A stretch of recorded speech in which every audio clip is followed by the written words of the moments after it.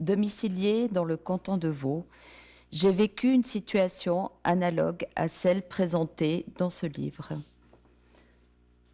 Patrick, une garde alternée qui s'arrête abruptement. L'histoire tristement répandue de ce qui se passe fréquemment avec les pères. Une diminution volontaire et maximale du temps de visite et des vacances. Une opposition farouche de l'intervenante en protection de l'enfance à prendre en compte la réalité concrète du père. Un positionnement partisan de l'APA qui connaît la mère. Ce qui semble réellement faire problème, c'est la personnalité affirmée de Patrick qui ne se laisse pas faire. Conséquence. Les enfants sont souvent privés de leur père alors qu'ils désiraient les voir plus souvent.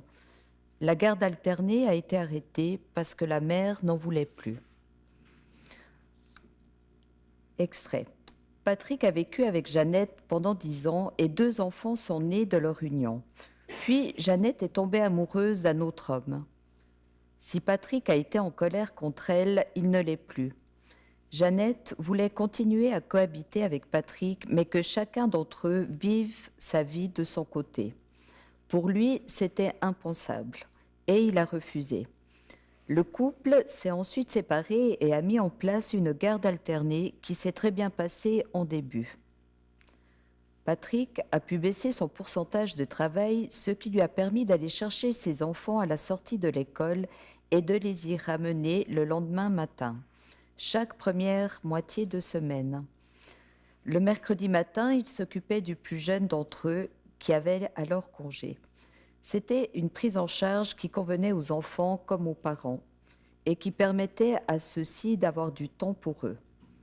Malheureusement, Jeannette n'a ensuite plus voulu de la garde alternée pour une raison que Patrick ignore encore aujourd'hui. Elle a invoqué divers problèmes d'organisation que Patrick trouvait mineurs, voire inexistants, et a également déclaré que le dialogue entre parents était devenu difficile.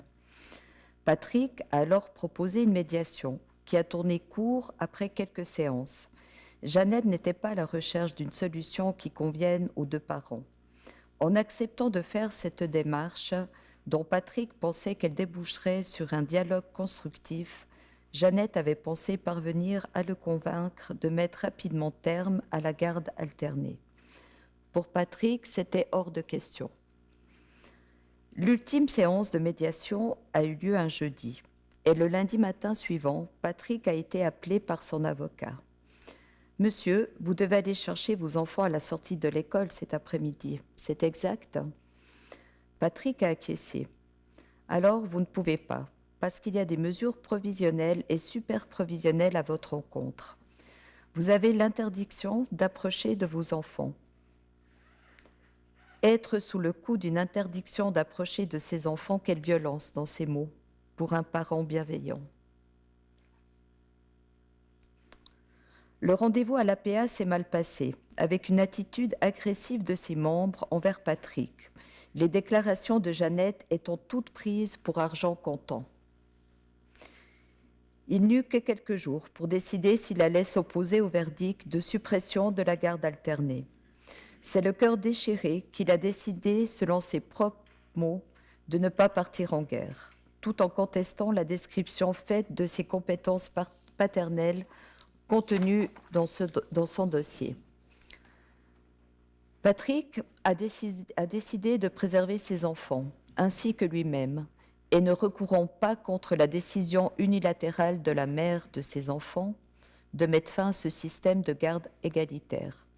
S'il l'avait fait, les enfants auraient probablement été soumis à diverses évaluations psychologiques au sein d'une longue procédure pesante pour tous. Patrick a donc choisi la paix. Enfin, c'est ce qu'il croyait, pensait, voulait.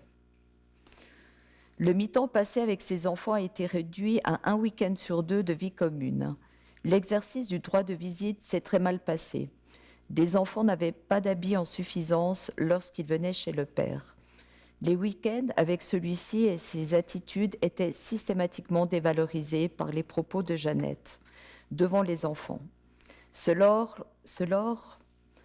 Lors des passages qui se transformaient en moments de reproche. Patrick s'est alors adressé à l'APA, convaincu que celle-ci le soutiendrait dans ses demandes. Ce qu'il ignorait, c'est qu'il en était qu'au début d'un dialogue de sourds ou de mauvaise foi. L'abus d'autorité et d'un manque impressionnant de compétences en gestion des relations interpersonnelles s'était glissé parmi les interlocuteurs. Les enfants avaient été auditionnés avant cette deuxième audience et ils avaient exprimé leur envie de passer un maximum de temps avec leur papa. Ils avaient été vus séparément et la présidente de l'APA avait rapporté qu'ils étaient très clairs à ce sujet. Il y a maintenant plus de 2 ans que les enfants disent à leur père que la présidente, elle fait tout ce que maman dit. Elle est censée nous défendre, mais elle ne défend que maman.